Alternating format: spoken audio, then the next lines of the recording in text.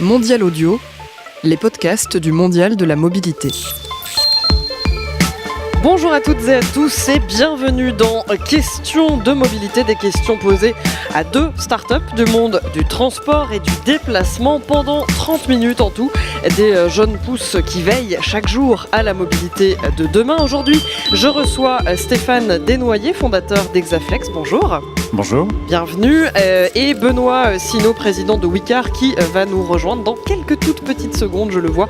Il va s'installer. En attendant, place à Exaflex.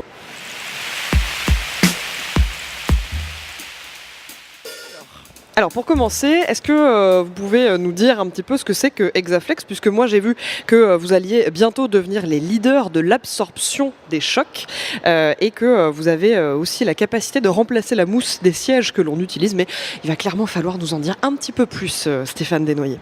Bien, merci de m'accueillir. En effet, Exaflex, c'est un système que j'ai mis au point il y a quelques années. Je travaillais auparavant avec les mousses sur des équipements de protection individuelle, sur l'absorption des chocs. Et j'ai mis au point un système en injection plastique qui permet d'avoir les mêmes résultats, voire des résultats bien supérieurs aux mousses actuelles. On a découvert que Exaflex a des applications qui sont très très larges. On travaille dans l'absorption de choc, on commence à être leader dans tout ce qui est coudières et genouillères avec Kenny Racing. On fabrique pour eux des genouillères et des coudières qui remportent un très très beau succès. Donc ça c'est pour le monde sportif. Ça c'est pour l'univers sportif, un univers qu'on va développer après pour tous les sports en salle, tous les sports qui nécessitent des protections. Et on a aussi une application qui est très simple, c'est qu'on remplace la mousse. Lorsque vous installez dans votre voiture, le siège sur lequel vous asseyez est en mousse PE, une mousse polyéthylène ou polyuréthane, et on a la capacité de remplacer cette mousse par le système Exaflex. On apporte beaucoup d'avantages à ça, c'est que on a une surface qui est beaucoup plus fine, un siège qui est beaucoup moins épais, donc ça permettra de gagner de l'espace dans la voiture. Le système Exaflex étant en plastique injecté ne craint pas l'eau, ne craint pas l'humidité, et ça permet donc de nettoyer à 100% le siège. C'est un point qui est assez important aujourd'hui avec le développement de l'autopartage. Car si votre voiture personnelle a un univers de bactéries qui est familial, lorsque vous rentrez dans le domaine de l'autopartage, eh bien là, il y a un développement qui est beaucoup plus large. Et nous, ce que l'on est en train d'apporter, et on a commencé les travaux avec Peugeot, c'est de faire justement un siège qui soit 100% hydrophobe et que l'on puisse nettoyer à 100%. Mais alors comment ça marche ? Vous dites des sièges plus fins, mais à quoi ça ressemble cette mousse que vous avez inventée ? Eh bien, Exaflex, l'échantillon que j'ai dans les mains, donc c'est une évolution du nid d'abeille. Exaflex pour hexagone et flex pour flexible. Le fait d'avoir séparé chaque cellule permet une articulation, et de cette articulation, on va pouvoir donner une forme souple au système. Ça ressemble un petit peu à ce qu'il y a dans les ruches d'abeilles.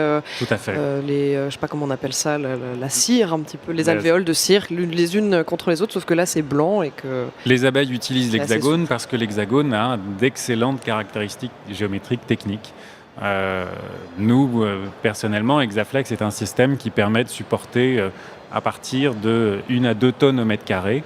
On va jusqu'à 5 tonnes, 6 tonnes au mètre carré avant que le système ne s'écrase complètement. Donc on est bien supérieur techniquement aujourd'hui aux mousses. On est plus léger, plus fin, plus ventilé et on ne craint pas l'eau. Mais est-ce que le confort est là ? C'est aussi très important dans une voiture. Alors bien évidemment, le confort est là. On a déjà fait des prototypes justement qui confirment ce confort et qui confirment aussi la ventilation. Là où on doit avancer désormais, c'est que l'utilisateur pourrait être dérouté face à un siège qui va devenir très fin. Donc on est en train d'avancer avec des designers pour justement que cette notion de finesse ne soit pas associée à une raideur, mais plutôt à un confort. Alors vous disiez, vous donniez un petit peu les plus qu'avait votre technologie vis-à-vis des mousses et des sièges donc traditionnels. Si on doit résumer, c'est donc une question un petit peu d'hygiène, mais au-delà de ça, quel est le problème finalement aujourd'hui avec les sièges qu'on peut avoir dans les voitures ? Alors, en effet, au-delà de l'hygiène, la problématique de la mousse, c'est la recyclabilité. Et les mousses, ce sont des thermodures, et les thermodures ont des recyclabilités qui sont très faibles. On peut les transformer en poudre et les réinjecter, les utiliser dans du revêtement de sol uniquement, dans des bitumes. L'intérêt d'avoir un siège en thermoplastique, c'est que le système est 100% recyclable. Les thermoplastiques permettent une recyclabilité quasi infinie, et si on recycle X fois, des centaines de fois le même thermoplastique, il va perdre au bout d'un moment certaines caractéristiques techniques, mais il sera toujours utilisable pour une autre application. Et ça, c'est une chose qui est très importante, c'est qu'on va plus vers une chimie de qualité, de grande qualité, qui permet justement un renouvellement. Et vous parliez du monde sportif au début, puisque c'est ce monde-là auquel vous vous adressez en premier lieu, pardon. Mais vous parliez des accessoires, on va dire, de sécurité, mais est-ce que on pourrait imaginer aussi de la mousse comme vous en faites dans les voitures de sport, par exemple, ou est-ce que en termes de sécurité, est-ce qu'il y a un apport aussi ? Oui, alors c'est un apport qu'on n'a pas encore réussi à prouver. On a eu des développements, pour tout vous dire, dans le domaine militaire, sur la protection des fantassins dans les véhicules blindés. On a des valeurs qui sont très intéressantes, on est à plus de 36% de dissipation de l'énergie, mais c'est vrai que le siège est aussi un organe de protection, c'est un organe de maintien. Et on va pouvoir, avec Exaflex, justement, réduire le traumatisme du choc, mais aussi absorber les vibrations quotidiennes. Car dans nos systèmes, et en changeant certaines matières à certains endroits, on peut avoir des capacités d'amortissement vibratoire qui vont jusqu'à 100%. C'est ça, vous parliez au début de cette émission de la multiplicité un petit peu des endroits où on avait de la mousse et où vous, chez Exaflex, vous pouvez intervenir. Est-ce que vous pouvez nous donner une rapide liste un petit peu de tous les domaines dans lesquels vous pourriez intervenir si on devait imaginer ? Alors, on va quand même cadrer les choses parce que sinon c'est vraiment énorme. Non, on ne s'en rend pas compte. On remplace la mousse. Voilà. Et la mousse, vous en avez partout. Alors, notre première application, c'est le sport, c'est tout ce qui est genouillère, coudière, protection dorsale. L'intérieur du casque va bientôt être un sujet de travail chez nous. On va s'attaquer au polystyrène expansé qui permet d'absorber le choc. On a des preuves de concept et des preuves de faisabilité sur tout ce qui est sous-couche de plancher pour le BTP. On a déjà été confirmé par le CSTB, le Centre scientifique technique du bâtiment, où on est à 22 dB d'amortissement vibratoire. Et on a aussi tout le domaine médical, sur les coussins de confort, les coussins anti-escar, les matelas. On est aussi applicable dans ces domaines. Voilà, je m'arrête là parce qu'après... Ça va être trop long. Voilà. On n'a plus beaucoup de temps, malheureusement. Alors, Stéphane Desnoyers, vous avez donc créé Exaflex. Est-ce que vous pouvez nous dire ce qui vous a donné l'idée de faire ça ? Quelle est votre formation initiale ? Est-ce que vous aviez un métier avant qui vous a amené à penser ça ? Alors, ma formation initiale, en fait, mon métier initial, c'est concepteur d'équipements de protection individuelle. Et donc, je travaillais sur les mousses. Je travaillais à faire des genouillères, des coudières, des gilets de protection cavalier. Et j'étais tout le temps à travailler sur l'absorption de choc. Et la mousse était toujours un sujet problématique parce que difficile à faire évoluer, contraignante. Les fabricants vous demandent de commander de gros volumes pour faire évoluer le système. Et donc, j'avais envie, et je l'ai fait, j'ai repensé complètement le système et je suis parti dans l'injection plastique et dans le domaine de la plasturgie, qui nous permet de faire des mélanges beaucoup plus facilement, avec des petites quantités, de pouvoir faire évoluer la pièce. Voilà l'origine d'Exaflex. La genèse d'Exaflex. Voilà, et alors aujourd'hui, où en êtes-vous ? Est-ce que vous êtes une grande start-up avec beaucoup d'employés ? Alors aujourd'hui, Exaflex est une TPE qui a 4 personnes, essentiellement des ingénieurs. On développe beaucoup le domaine du calcul et de la modélisation par éléments finis, parce qu'on travaille sur la flexion de nos parois. C'est le domaine le plus complexe chez nous. Exaflex est une société qui est très solide financièrement. On n'a pas à se plaindre. Les capitaux viennent facilement. On a le Crédit Agricole d'ailleurs qui va rentrer au capital prochainement. Donc on est dans une phase de progression qui est assez sereine. On a des concurrents qui sont des sociétés qui ont des parts de marché qui font à peu près 300 millions de chiffres d'affaires, jusqu'à 4 milliards. Donc on a un avenir qui est très intéressant. Et comment est-ce que ça fonctionne? Comment vous mettez au point votre technologie? Vous avez déposé un brevet autour de cette mousse que vous avez créée. Comment est-ce que ça se développe? Est-ce que vous faites des tests? Est-ce que vous avez... Alors en effet, on fait beaucoup de tests exploratoires. Par exemple, alors comme le système est breveté en Europe, en Chine et aux États-Unis, on a une certaine protection, le brevet est extrêmement bien noté.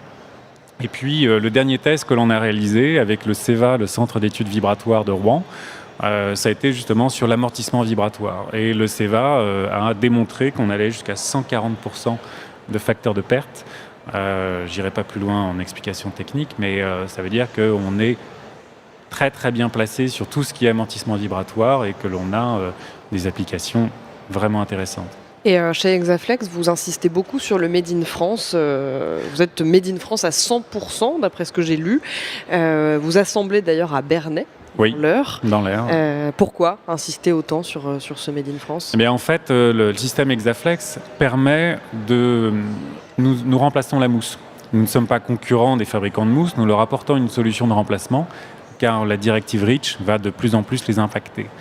Le système Exaflex, c'est une presse à injecter, un robot positionneur, une sonotrode, et vous avez là la possibilité de fabriquer 10 000 m² avec une petite presse à injecter.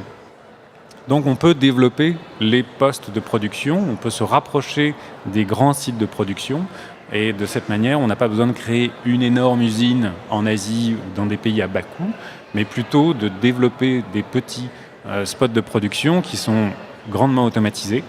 On travaille essentiellement avec des machines en commande numérique qui ont une consommation électrique assez faible. Donc l'intérêt, c'est d'aller vraiment au plus près de l'utilisateur final, toujours en B2B, donc le fabricant de sièges, le fabricant de matelas ou le fabricant de sous-couches de plancher. Alors vous parlez de B2B, mais vous parlez aussi d'utilisateurs. À qui ça s'adresse finalement Exaflex? Est-ce que vous vous adressez plus à un public qui utilise, qui s'assoit sur ces sièges finalement, puisqu'on va rester sur les sièges, ou est-ce que vous vous adressez plutôt à des constructeurs? Alors, on s'adresse bien évidemment à des constructeurs. L'utilisateur final, on s'est adressé à lui pour faire des prototypes et avoir son avis, car c'est son avis qui compte. On travaille pour l'utilisateur final, bien évidemment, mais nous, notre métier, on est fabricant de composants. On est une marque ingrédient, on vient avec le constructeur et on intègre la solution. Mais quelle est votre relation, on va dire, avec le constructeur? Et comment est-ce qu'il voit cette nouveauté finalement arriver dans l'habitacle de la voiture?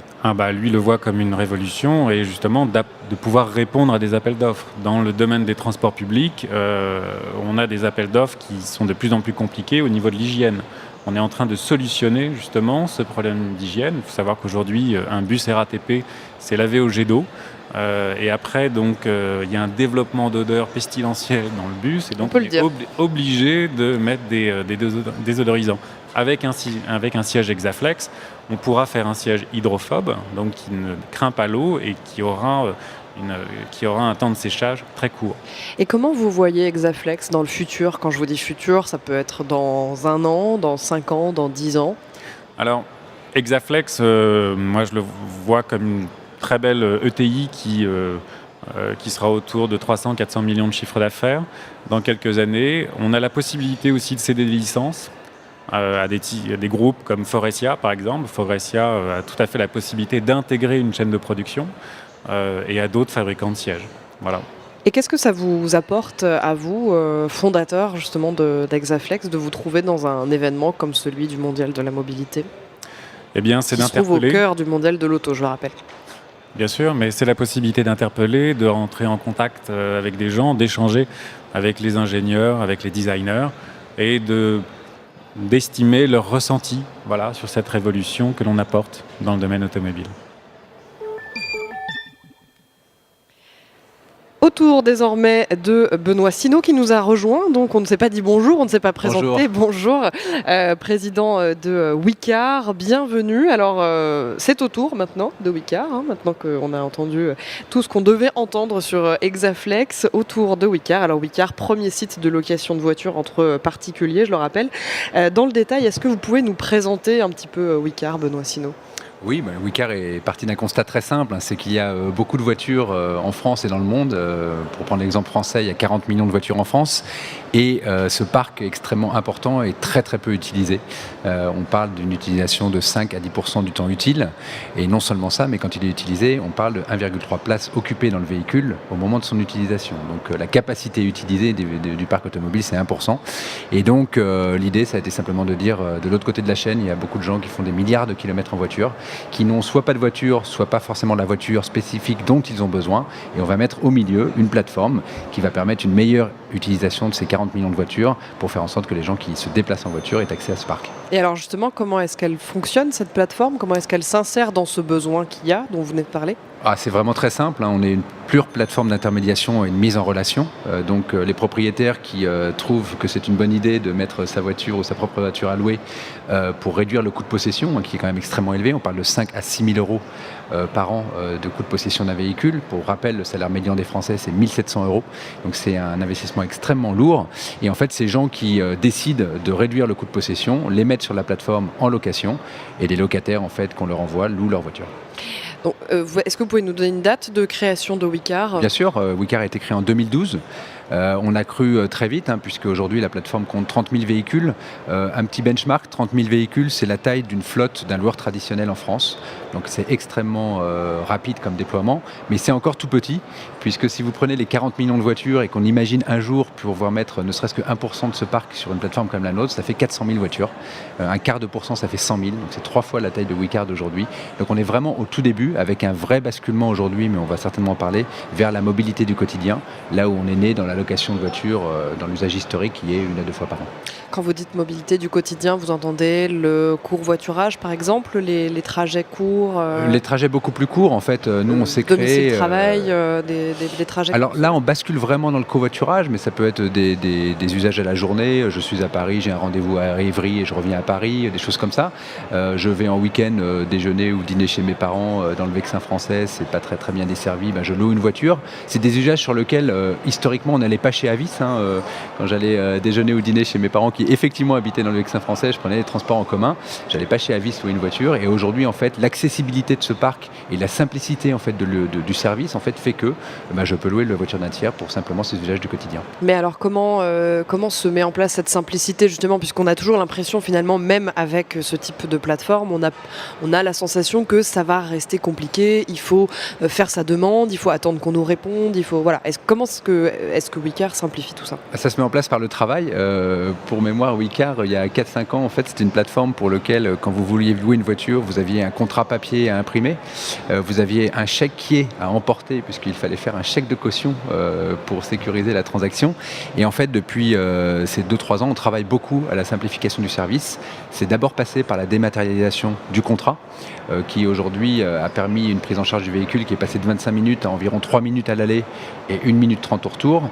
Et c'est d'aller un cran plus loin aujourd'hui, puisqu'on a lancé Wicar Connect, qui permet aux propriétaires qui le souhaitent d'équiper leur voiture d'un petit boîtier Bluetooth et de ne plus être là au moment de la prise en charge, puisque côté locataire, c'est au moment du booking une clé électronique qui va lui être envoyée dans son iPhone ou dans son téléphone Android, et cette clé en fait va lui permettre de pairer avec le véhicule, en fait, de s'associer au véhicule, et au moment de la location, de l'ouvrir et de partir en location directement sans avoir à rencontrer le propriétaire. Et comment est-ce qu'on Donc ça devient, pour réutiliser un buzzword, même si j'aime pas les buzzwords, très très proche de ce qu'on entend par le free floating.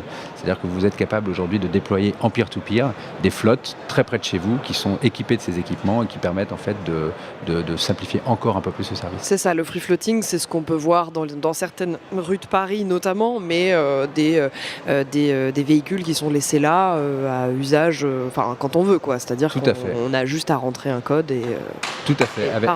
Avec la puissance du particulier à particulier, c'est qu'effectivement, quand vous voulez développer ces services en tant qu'entreprise et que vous devez assurer toute la transaction et toute la qualité du service, ça engendre des structures de coûts extrêmement lourdes. On a pu le voir sur des modèles historiquement qui se sont déployés, où très très vite, vous avez à recruter des gens pour contrôler, à recruter des camionnettes pour dispatcher, à faire des choses comme ça, à investir dans l'infrastructure, alors qu'avec le particulier, en fait, tous ces points de contrôle sont faits par le particulier lui-même. En interne, on appelle ça le crowdsourcing du contrôle.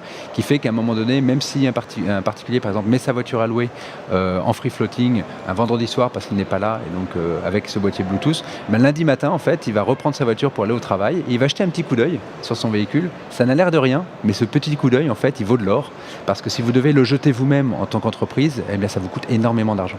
Et donc, le déploiement de ce service en free floating en peer-to-peer peut être non seulement dans des géographies ciblées, on l'a vu historiquement dans Paris, mais en fait dans toutes les villes à partir du moment où les propriétaires se connectent. Et vous revendiquez chez Wicar près de 100% de croissance annuelle depuis 4 ans en termes de chiffre d'affaires, autant qu'en nombre de locations. Comment c'est possible une telle réussite finalement ? Alors ça a été possible dans un premier temps parce que le marché de la location historique, dans lequel les gens louent 1 à 2 fois par an en moyenne, donc c'est pas très très récurrent et très très vaste. On parle d'un marché aujourd'hui de 3 milliards d'euros en France, et donc on s'est positionné dans ce flux de demandes existant avec un service différencié en disant aux gens simplement c'est facile, c'est en bas de chez vous, c'est beaucoup moins cher, et sur cette première proposition de valeur, on a pu faire croître la société jusque là où on en est aujourd'hui. Le basculement en fait sur la mobilité du quotidien va nous permettre d'accélérer, puisqu'à partir de ce moment-là, on sort de ce marché de la location traditionnelle et on rentre dans le marché de la mobilité qui lui est en dizaines de milliards d'euros. Donc en fait, le relais de croissance sur cette mobilité, il est absolument gigantesque. Pour vous, on va vraiment vers un futur où la voiture personnelle n'est plus Alors non, on ne va pas vers un futur où la voiture personnelle n'est plus, on va vers un futur où la voiture personnelle est mieux utilisée. Nous, on ne croit pas du tout à un avenir sans propriétaire de voiture. Par contre, 40 millions de voitures en France, c'est beaucoup trop par rapport à l'usage qu'on en fait et en fait à l'efficience d'utilisation de ce parc. Et donc nous, on croit effectivement à un parc qui sera toujours présent, dont un certain nombre de Français seront propriétaires, mais avec un meilleur taux d'utilisation par la mise en commun de ce parc avec des gens qui, eux, n'ont pas de voiture ou cherchent des voitures spécifiques. Alors en 2015, vous avez reçu un investissement de 28 millions d'euros de la SNCF. Comment est-ce que ça s'est fait, cet investissement, et qu'est-ce que ça vous a apporté ? Alors, ça s'est fait par une conjonction ou un certain alignement de la vision de ce qu'on voulait faire de nos services à terme. La SNCF, en fait, fait face à l'ouverture à la concurrence en 2020. Donc, eux, la meilleure barrière, en fait, pour faire face à une concurrence qui se transformerait sinon très vite en guerre d'esprit sur le billet de train pur, c'est d'augmenter le service. Et l'augmentation du service, en fait, ça a été la stratégie du porte-à-porte de Guillaume Pépi, qui s'est dit, on n'est plus seulement un vendeur de billets, on est un provider de services point à point, et donc il nous faut en fait agréger un certain nombre de services en gare qui permettent aux gens non seulement de partir de chez eux pour aller à la gare, mais une fois qu'ils sont à destination, à la gare, de trouver des moyens d'aller également chez eux, et donc à leur destination finale. Donc en fait la SNCF avait cette vision du point à point, du porte-à-porte, et nous on avait l'envie d'accélérer le business non seulement avec des investissements, évidemment en euros, mais également avec des levées industrielles de long terme, puisque on parle tous de cette chaîne de valeur de la mobilité et de l'automobile qui va complètement changer, on ne sait pas trop comment, la voiture autonome, qu'est-ce qui va se passer. Et en fait, ça va beaucoup changer, mais bien malin celui qui saurait dire aujourd'hui vers quoi, bien malin celui qui saurait dire ce à quoi ressemblera cet écosystème dans 5 ou 10 ans. Et donc, on a besoin de partenaires qui sont aussi des partenaires de long terme, qui ne sont pas seulement des partenaires financiers. Et la SNCF était un exemple parfait, avec en plus évidemment des synergies industrielles naturelles, puisqu'ils trafiquent un nombre impressionnant de voyageurs tous les jours. Et donc, ça nous permet de nous greffer à ce flux-là. Alors l'objectif de Wicar pour l'année 2019, c'est de se déployer à l'international. Est-ce que vous pouvez nous en parler un petit peu ? Alors c'est d'abord de basculer dans cette mobilité du quotidien. Ça c'est vraiment... Avant tout, c'est-à-dire que c'est notre relais de croissance et c'est ce qui fait qu'à un moment donné, ce service va devenir ce qu'on appelle mainstream, c'est-à-dire que ça va devenir un service du quotidien des gens. Et donc là, c'est une roadmap de simplification encore un peu plus importante du service tel qu'il existe aujourd'hui. Donc beaucoup d'investissements techno et produits avec beaucoup de nouvelles fonctionnalités qui vont apparaître en 2019. Et effectivement, comme tout business platformique, on passe par des investissements lourds au départ pour créer la plateforme et l'ensemble des fonctionnalités dont on a besoin. Et ensuite, on va chercher le volume par le déploiement en particulier à l'international. Et donc ça fait partie de la roadmap de Wicar sur 2019. Et comment se place la France du coup par rapport à ce système de location de voitures entre particuliers ? Est-ce qu'on est un pays où c'est vraiment rentré dans les habitudes par rapport à d'autres, ou finalement ils le découvrent seulement ? Comment est-ce qu'on se place ? Alors la France se place très très bien. Je ne vais pas viser la location de voitures dans un premier temps dans ce commentaire, on se passe très bien dans le partage entre particuliers. C'est-à-dire qu'on est un pays qui sommes depuis le début en fait très en pointe là-dessus. Très vite, Paris, par exemple, est devenue la première ville au monde de Airbnb. Blablacar est né en France et a éduqué tous nos jeunes en fait à sauter dans la voiture du voisin pour faire des trajets à pas cher et discuter en même temps. Et en fait, toute cette éducation par des marques extrêmement puissantes comme Airbnb ou Blablacar procède d'une espèce de mouvement de fond qui consiste à dire en fait partageons. Et la voiture n'est qu'une verticale dans cette dynamique de fond du partage. Et donc ça se passe très bien sur la partie voiture, ce d'autant plus que le marché de la location de voitures en France est le plus gros marché d'Europe. Donc c'est un marché, un home market très sympathique à travailler, puisque en fait vous avez la taille sur le marché intérieur au niveau français pour ensuite basculer sur les pays européens. Donc ça se passe très bien. Et donc comment ça se passe, une installation comme ça à l'international? Vous m'avez dit que ce n'était pas votre objectif le plus pressé là pour les mois, voire les années à venir, mais vous y pensez quand même? Comment est-ce que ça se passe? Si, c'est un objectif majeur avec la simplification. Ce sera lancé à partir de 2019. Comment ça se passe? Alors nous, on est très opportuniste en fait sur la façon dont on y va, et surtout on y va en multilocal. On est un business dans lequel la scalabilité à l'international n'est pas forcément pour le coup identique à des business comme Airbnb, parce que les spécificités locales des marchés locaux sont très forts. On a des problématiques d'assurance, on a des problématiques réglementaires, on a des problématiques aussi de qu'est-ce qui fait que ce genre d'offre a fonctionné en France. Et donc on cherche pays par pays les pays qui présentent les mêmes facteurs clés de succès en fait sur le déploiement d'un tel service. Au niveau européen pour l'instant et après au niveau mondial. Et du coup, est-ce que vous en avez à nous citer des pays comme ça, ou est-ce que pour l'instant c'est vraiment une base de recherche et vous n'êtes pas encore... Pour l'instant, le premier pays qu'on va lancer, c'est l'Espagne, parce que l'Espagne est un pays qui présente beaucoup de similitudes par rapport à la France. C'est un pays dans lequel le TGV existe, donc les gens vont très vite, très loin et ensuite ont besoin d'une voiture. C'est un pays dans lequel les propriétaires ont besoin de réduire le coût de possession de la voiture et de compléter leurs revenus. C'est un pays qui sort d'une situation économique compliquée, et donc cette idée de compléter les revenus était très forte du côté propriétaire. Et du côté locataire, c'est un pays qui part en vacances sur les plages, un littoral extrêmement riche, au Portugal et ailleurs d'ailleurs aussi, et donc qui ont besoin de voitures pour partir. Donc en fait, on a tous les fondamentaux qui font que Wicar est devenu en France ce qu'il devient, et donc c'est pour ça qu'on commence par ce pays-là, mais il y en a beaucoup d'autres derrière qu'on va aussi travailler. Alors outre le déploiement à l'étranger et les trajets courts dont on parlait au début d'émission, comment est-ce que vous voyez l'évolution de votre activité chez Wicar? Est-ce que vous envisagez par exemple d'intégrer des nouveaux véhicules? Je pense à la micromobilité, je pense ou à faire des locations plus longues, à organiser, on va dire, des locations plus longues entre particuliers. Comment est-ce que vous pouvez envisager votre futur un petit peu? Oui, on envisage tout ça en fait. Alors, passer sur d'autres verticales, du genre, on nous pose la question par exemple, est-ce que vous allez passer dans la moto ou est-ce que vous allez passer... C'est pas dans les priorités à court terme, parce qu'on pense que sur la voiture, il y a encore tellement à faire qu'on va se focaliser là-dessus. On voit bien qu'en fait, tous ces business platformiques en fait, ont beaucoup d'opportunités de multiplier les sources de revenus. Et comme par hasard, à chaque fois, elles ne le font pas, ou elles le font peu, c'est-à-dire qu'elles restent très focalisées sur leur core business, parce que rien que de mettre des appartements à louer entre particuliers, rien que de mettre des trajets qu'on puisse se partager sur Blablacar, etc., ou rien que de louer des voitures, c'est déjà un métier très compliqué sur lequel les investissements pour monter les fonctionnalités sur la plateforme sont extrêmement lourds. Et donc, on reste focus à partir du moment où on n'a pas... travailler l'ensemble du potentiel, et pour l'instant le potentiel il est encore infini pour nous, donc on va rester sur cette verticale voiture pour l'instant.